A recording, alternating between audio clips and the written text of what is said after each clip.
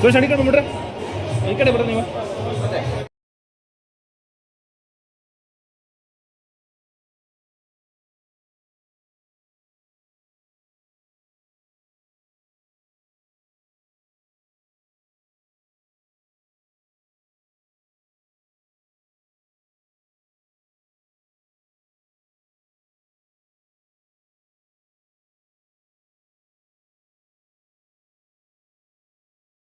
ಕಾರ್ಯನಿರ್ವಹಿಸ್ತಾ ಇದೆ.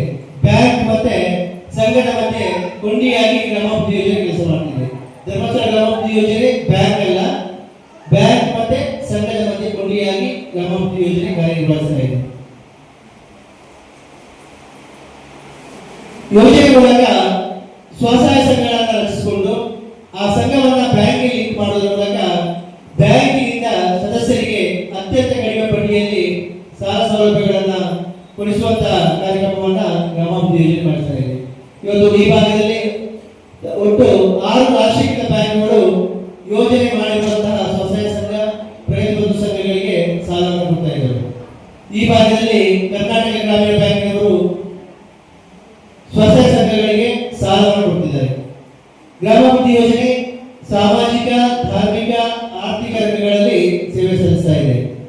ಇವತ್ತು ಧಾರ್ಮಿಕವಾಗಿ ಸಾಮೂಹಿಕ ಸತ್ಯನಾರಾಯಣ ಪೂಜೆ ಇರ್ಬೋದು, ಸಾಮೂಹಿಕ ವರಮಹಾಲಕ್ಷ್ಮಿ ಪೂಜೆ ಇರ್ಬೋದು, ಅಥವಾ ದೇವಸ್ಥಾನಗಳ ಶುಚಿತ್ವ ಕಾರ್ಯಕ್ರಮ ಇರ್ಬೋದು, ಇದು ಪ್ರತಿ ವರ್ಷ ಯೋಜನೆ ಮೂಲಕ ನಡೀತಾ ಇದೆ. ಈಗ ಅನೇಕ ಧಾರ್ಮಿಕ ಕಾರ್ಯಕ್ರಮಗಳು ತಾಲೂಕಿನಾದ್ಯಂತ ಯೋಜನೆ ಮೂಲಕ ಸಂಘಟನೆ ಮಾಡ್ತಾ ಬರ್ತಿದ್ದೇವೆ.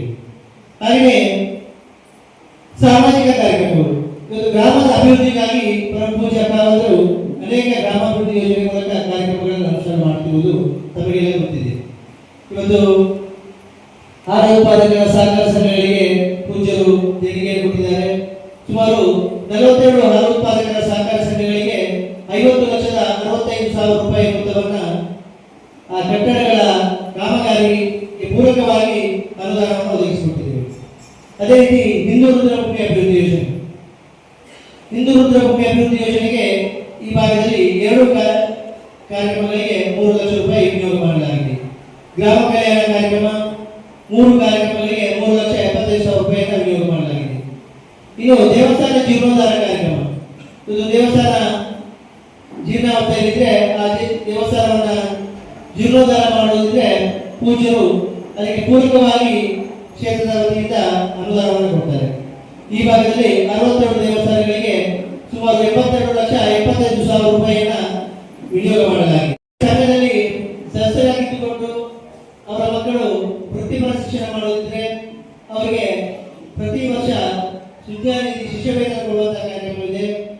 ಕಳೆದ ವರ್ಷ 209 ಮಕ್ಕಳಿಗೆ, ಈ ವರ್ಷ 150 ಮಕ್ಕಳಿಗೆ ವಿದ್ಯಾನಿಧಿ ಶಿಷ್ಯವೇತನವನ್ನ ಅವರ ಕೋರ್ಸ್ಗೆ ಅನುಗುಣವಾಗಿ 1,000ರಿಂದ 400ರವರೆಗೆ ಶಿಷ್ಯವೇತನವನ್ನು ನೀಡಲಾಗುತ್ತಿದೆ. ಇನ್ನು ಜನಮಂಗಳ ಕಾರ್ಯಕ್ರಮ, ಈ ಜನಮಂಗಳ ಕಾರ್ಯಕ್ರಮದ ಅಡಿಯಲ್ಲಿ ವಾಟರ್ ಬೆಡ್ ಇರ್ಬೋದು, ವೀಲ್ ಚೇರ್ ಇರ್ಬೋದು, ಕಂಪೌಂಡ್ ವೀಲ್ ಚೇರ್ ಇರ್ಬೋದು, ಸ್ಟಿಕ್ ಇರ್ಬೋದು, ಇದೆಲ್ಲವನ್ನ ಈ ಜನಮಂಗಳ ಕಾರ್ಯಕ್ರಮದಲ್ಲಿ ಕೊಟ್ಟಿದ್ದೇವೆ. ಇನ್ನು ನಮ್ಮೂರು ನಮ್ಮ ಕೆರೆ, ನಮ್ಮೂರು ನಮ್ಮ ಕೆರೆ ಈ ಭಾಗದಲ್ಲಿ 7 ಕೆರೆಗಳ ಪುನಶ್ಚೇತನವಾಗಿದೆ. ಇದಕ್ಕೆ 74,99,276 ರೂಪಾಯಿಯನ್ನು ವಿನಿಯೋಗ ಮಾಡಲಾಗಿದೆ. ಇನ್ನು ಮಾಸಾಸನ ನಿರ್ಗತಿಕರನ್ನು ಗುರುತಿಸಿ ಅವರಿಗೆ ಪ್ರತಿ ತಿಂಗಳು 1,000ದಂತೆ 121 ಮಂದಿಗೆ ಪ್ರತಿ ತಿಂಗಳು ಮಾಸಾಸನವನ್ನ ಗ್ರಾಮಾಭಿವೃದ್ಧಿ ಯೋಜನೆ ಮೂಲಕ ನೀಡ್ತಾ ಇದ್ದೇವೆ. ವಾಸನೆ ಮನೆ, ಆ ನಿರ್ಗತಿಕರಲ್ಲಿ ಅವರಿಗೆ ಮನೆ ಇಲ್ಲ ಇದ್ರೆ ಪ್ರತಿ ವರ್ಷ 2 ಮನೆಯನ್ನು ನಿರ್ಮಾಣ ಮಾಡಿಕೊಡುವಂಥದ್ದು ಆಗ್ತಾ ಇದೆ. ಈ ವರ್ಷ 1 ಮನೆ ಆಗಿದೆ, ಕಳೆದ ವರ್ಷ 2 ಮನೆ ಆಗಿದೆ. ಇದಕ್ಕೆ 2,70,000 ರೂಪಾಯಿಯನ್ನು ವಿನಿಯೋಗ ಮಾಡಲಾಗಿದೆ. ತುಂಬಾ ಮಾಡಿದ ಒಂದು ಕಾರ್ಯಕ್ರಮವನ್ನು ನನಗೆ ಜ್ಞಾಪಕ ಇದ್ದಾರೆ. ಸಂತೋಷ್, ನಮ್ಮ ಬೆಳ್ಳೂಡಿ ಸಂತೋಷ್ ತುಂಬ ಚೆನ್ನಾಗಿ ಆ ಒಂದು ಕಾರ್ಯಕ್ರಮವನ್ನು ವಿಜೃಂಭಣೆಯಿಂದ ಆಯೋಜನೆ ಮಾಡಿ ಒಂದು ಕಾರ್ಯಕ್ರಮ ಮಾಡಿ ನನಗೆ ಜ್ಞಾಪಕ ಇದೆ. ನಾನು ಕಾರ್ಯಕ್ರಮದಲ್ಲಿ ಬಂದು ಭಾಗವಹಿಸಿದ್ದೀನಿ. ಸಾಮಾನ್ಯವಾಗಿ ಏನಂದರೆ ನಾವು ಲಕ್ಷ್ಮಿ ಅಂದರೆ ಹಣಕಾಸು ಅಂದರೆ ಇಷ್ಟು ನಮಗೆ ಕೊಡ್ತಕ್ಕಂಥ ದೇವತೆ ಅಂತ.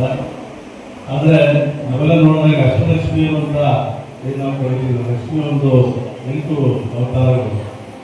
ಅದು ಆದಿಲಕ್ಷ್ಮಿ, ಧನಲಕ್ಷ್ಮಿ, ಧಾನ್ಯಲಕ್ಷ್ಮಿ, ಮತ್ತು ಗಜಲಕ್ಷ್ಮಿ, ಈ ರೀತಿ ವೀರಲಕ್ಷ್ಮಿ, ವಿಜಯಲಕ್ಷ್ಮಿ, ಈ ರೀತಿ ಲಕ್ಷ್ಮಿಯ ಅವತಾರ ಏನಂದರೆ ಬರೀ ಹಣಕಾಸಿಗೆಲ್ಲ ನಮ್ಮ ಜೀವನಕ್ಕೆ ಏನು ಬೇಕು ಎಲ್ಲ ರೀತಿಯಲ್ಲೂ ಕೂಡ ತಾಯಿಯ ಆಶೀರ್ವಾದ ಮಾಡಬೇಕು ಅಂತ ಆಶೀರ್ವಾದ ಮಾಡ್ತಾರೆ. ಅಷ್ಟು ರೂಪದಲ್ಲಿ ಲಕ್ಷ್ಮಿಯನ್ನು ನಾವು ನಮ್ಮ ಸಂಪ್ರದಾಯದಲ್ಲಿ ಪೂಜಿಸುವಂಥ ಕೆಲಸ ಮಾಡ್ತೀವಿ. ಹೀಗಾಗಿ ಇವತ್ತು ಎಲ್ಲರೂ ಕೂಡ ತಾಯಿ ಎಲ್ಲ ರೀತಿಯಲ್ಲೂ ಸಮೃದ್ಧವಾಗಿ ನಮ್ಮ ಜೀವನಕ್ಕೆ ಹರಿಸಲಿ ಅಂತ ನಾವು ಇವತ್ತು ತಾಯಿಯಲ್ಲಿ ಮೇಲ್ತಕ್ಕಂಥ ಶಕ್ತಿ ಈ ಒಂದು ಧರ್ಮಸ್ಥಳ ಸ್ವಾಮೀಜಿಗಳ ಒಂದು ನೇತೃತ್ವದಲ್ಲಿ ನಡೆದಿರತಕ್ಕಂಥ ಮಾತನ್ನು ನಾವು ಒಂದು ಹೇಳೋದಕ್ಕೆ ನಾವು ಸಂತೋಷ ಪಡ್ತಾ ಇದ್ದೇವೆ. ಯಾಕೆಂದ್ರೆ ಈ ಒಂದು ಸಂಘಗಳು ಇವತ್ತು ಮೊದಲು ಗಂಡಸರ ಸಂಘಗಳೇ ಒಂದು ಫಂಕ್ಷನ್ ಆದ್ರೆ ಎಲ್ಲ ಗಂಡಸರೇ ಹೋಗ್ತಾ ಇದ್ದು. ಇವತ್ತು ಮಹಿಳೆಯರು ಒಂದು ಸಂಘ ಮಾಡಿ ಒಂದು ಊರಿಗೆ ಒಂದೊಂದಕ್ಕೆ ನಾಗರಿಕತೆ ತುಂಬತಕ್ಕಂಥದ್ದು, ಒಬ್ಬರಿಗೊಬ್ಬರಿಗೆ ಒಂದು ವಿಚಾರ ಕಳ್ತಕ್ಕಂಥದ್ದು, ಒಂದು ಹಣಕಾಸಿನ ವ್ಯವಹಾರ ಒಬ್ಬ ಮೊದಲು ಮಾಡ್ತಕ್ಕಂಥ ಹಣಕಾಸಿನ ವ್ಯವಹಾರ ಗಂಡಸರೇ ಮಾಡ್ತಾ ಇದ್ರು. ಇವತ್ತು ಹೆಂಗಸರು ಯಾಕೆಂದ್ರೆ ಒಬ್ಬ ಮನೆಗೆ ಒಬ್ಬ ಮಗನು ಓದಬೇಕು, ಒಂದು ಕಷ್ಟ ಸುಖಕ್ಕಾಗಬೇಕು, ಒಂದು ಸಂಘ ಸಂಸ್ಥೆ ಇರಬೇಕು ಅಂದ್ರೆ ಈ ಒಂದು ಸಂಘದಿಂದ ತಗೊಂಡು ದುಡ್ಡು ಪಾಪ ಓದಿಸ್ತಕ್ಕಂಥ ಶಕ್ತಿ ಬಹಳಷ್ಟು 90% ನಡೀತಾ ಇದೆ ಹಳ್ಳಿಗಳಲ್ಲಿ.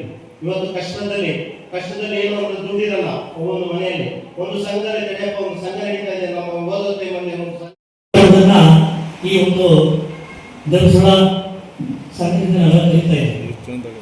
ಈ ನಮ್ಮ ಭಾರತ ದೇಶದ ದೇವೋದ್ದೇಶ ಅಂದ್ರೆ ಎರಡಿದೆ, ತ್ಯಾಗ ಮತ್ತು ಸೇವೆ ಅಂತ.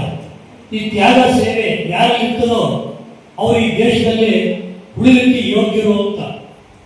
ಆ ಎರಡು ಯಾರು ಕಲ್ತಿಲ್ವೋ ಈ ದೇಶದಲ್ಲೇ ಉಳಿಲಿಕ್ಕೆ ಯೋಗ್ಯರಿಲ್ಲ ಅಂತ. ಅವೆರಡನ್ನ ಅರ್ಥ ಮಾಡ್ಕೊಳ್ಳುವಂತ ಧ್ಯೇಯನ ನಾವು ಕಲ್ತ್ಕೋಬೇಕು. ಇವತ್ತು ಏನು ಲಕ್ಷ್ಮೀ ಪೂಜೆ ಮಾಡಿದರೆ, ಈ ಲಕ್ಷ್ಮೀ ಪೂಜೆ ಎಷ್ಟು ನೀವು ಜ್ಞಾನದಿಂದ ಮಾಡಿರ್ತೀರೋ, ಎಷ್ಟು ಬುದ್ಧಿಯಿಂದ ಮಾಡಿರ್ತೀರೋ ಅನ್ನೋದು ಮುಖ್ಯ.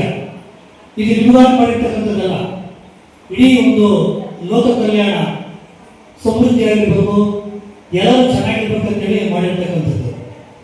ಈ ನಮ್ಮ ದೇಶದಲ್ಲಿ ಎಷ್ಟು ಈ ಮಹಿಳೆಗೆ ಒಂದು ಪ್ರಾಧಾನ್ಯತೆ ಕೊಡ್ತೀರಂದ್ರೆ, ಈಗ ನೋಡಿ ನಮ್ಮ ನದಿಗಳಿಗೆ ಕಾವೇರಿ, ಸಿಂಧು, ಯಮುನಾ, ಗಂಗಾ ಈ ರೀತಿ ಹೆಸರು ಇರ್ತೀವಿ. ನಾವು ಯಾರೋ ಒಂದು ಈ ಭೂತಾಯಿಯಲ್ಲಿ ಏನು ನಾವು ಬೆಳೆ ಬೆಳೀತಿರೋ ಬೆಳೆ ಮೊದಲು ಪೂಜೆ ಮಾಡ್ತೀವಿ. ಆ ಭೂತಾಯಿಗೆ ಬಾಗಿ ನಮಸ್ಕಾರ ಮಾಡ್ತೀವಿ. ಒಂದು ಪಂದ್ಯಾಟ ಹೋಗ್ತೀವಿ, ಕ್ರಿಕೆಟ್ ಇಲ್ಲ,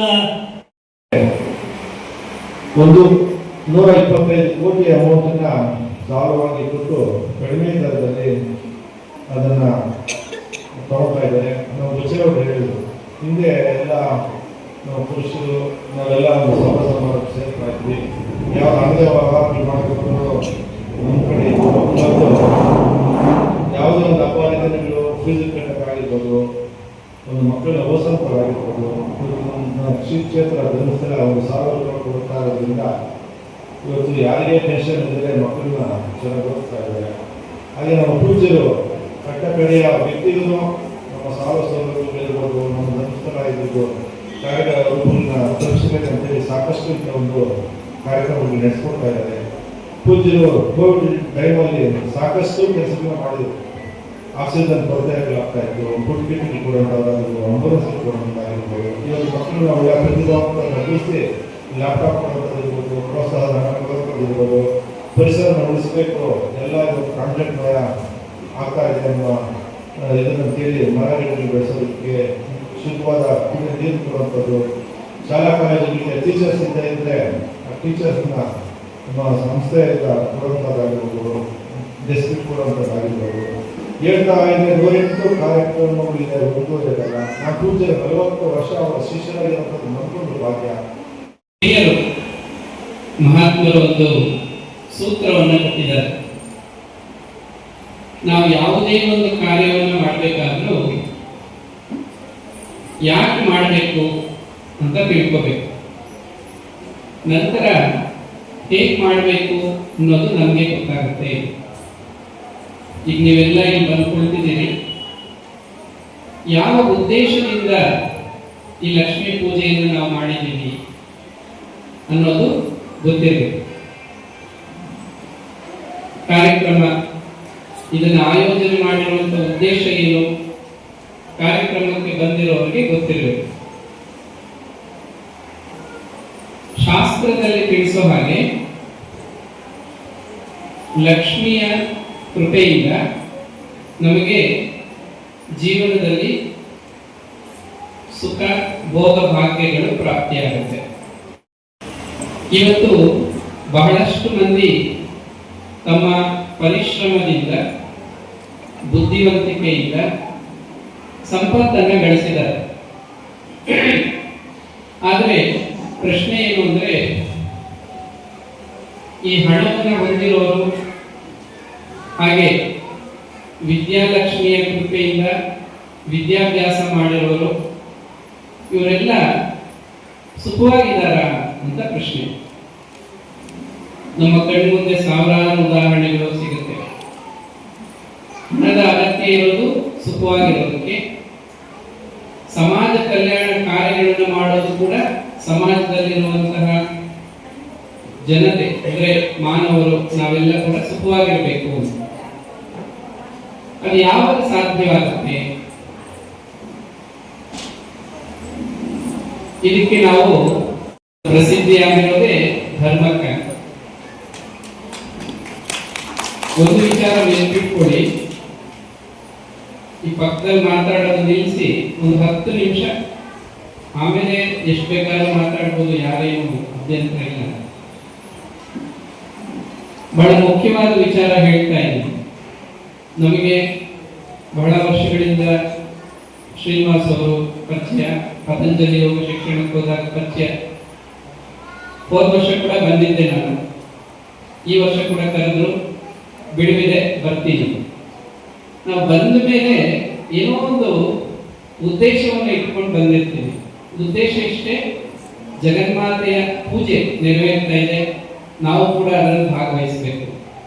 ಎರಡನೇದು, ಧರ್ಮಸ್ಥಳದಂತಹ ಪವಿತ್ರವಾದ ಕ್ಷೇತ್ರದಿಂದ ಸಮಾಜ ಕಲ್ಯಾಣ ಕಾರ್ಯ ಆಗ್ತಾ ಇದೆ, ಅದರಲ್ಲಿ ನಾವು ಕೂಡ ಭಾಗವಹಿಸೋಣ, ನಮ್ದೊಂದು ಪುಟ್ಟ ಪಾತ್ರ ಅದು ಇರಲಿ ಅಂತ ಬಂದಿದೆ.